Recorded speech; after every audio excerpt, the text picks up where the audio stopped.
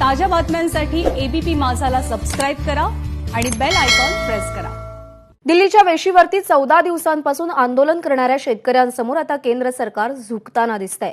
काल केंद्रीय गृहमंत्री अमित शहा आणि तोमर यांच्यासोबतची चर्चा फिसकटल्यानंतर केंद्र सरकारकडून कृषी कायद्यांमधल्या दुरुस्तीबाबत नवा लिखित प्रस्ताव देण्यात आलाय। केंद्राच्या संभाव्य लिखित प्रस्तावाचे काही मुद्दे एबीपी माझाच्या हाती लागलेत। अधिक माहितीसाठी आपल्यासोबत आहेत रश्मी पुराणिक। रश्मी, 13 दिवसांच्या या आंदोलनाचा केंद्र सरकारवर कसा प्रभाव दिसतोय, काय मुद्दे आहेत या प्रस्तावातले?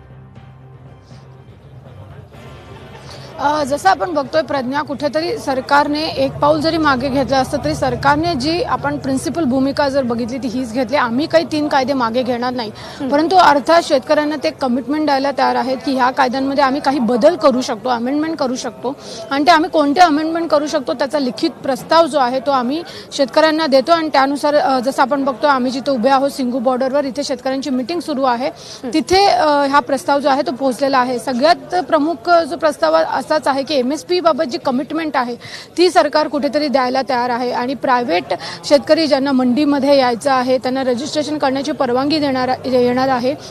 शेतकऱ्यांना जर कोर्टात जायचं असेल तर त्यांना कोर्टात देण्याची देखील परवानगी येणार आहे। असे 3 ते 4 मुद्दे आहेत जे अमेंडमेंट द्यायला सरकार कुठेतरी तयार आहे आणि त्याचा प्रस्ताव त्यांनी तसा पाठवलेला आहे। प्रश्न असा आहे की प्रज्ञा, काल जेव्हा रात्री देखील बैठक झाली होती तेव्हा देखील काही शेतकरी जे नेते होते, अगदी थोड्यापूर्वी राकेश टिकैत हे देखील एक शेतकरी नेते ते आले होते। त्यांचं म्हणणं आहे की आमची मागणी आहे की तुम्ही जे 3 कायदे केले आहेत ते तुम्ही मागे घ्या, अमेंडमेंट तुम्ही का दिलेली आहे असा प्रश्न त्यांनी त्यावर उपस्थित केला आहे। त्यामुळे सरकारने पाठवलेल्या या अमेंडमेंट आहेत त्या खरंच शेतकरी स्वीकारणार आहेत की पुन्हा त्यांची जी मागणी आहे की आमची जी मागणी आहे कायदे मागे घ्या त्याच मागणीवर ते ठाम राहत आहेत आणि हा प्रस्ताव फेटाळतात, हे पुढच्या काही वेळाने स्पष्ट होणार आहे कारण ही बैठक सुरू झालेली आहे। त्यामुळे आजचा दिवस हा खूप महत्त्वाचा आहे। प्रज्ञा, आजचा दिवस महत्त्वाचा ठरतोच आहे। रश्मी, या बैठकीसंदर्भातले अपडेट्स तुमच्याकडून जाणून घेत राहू। तुर्तास धन्यवाद।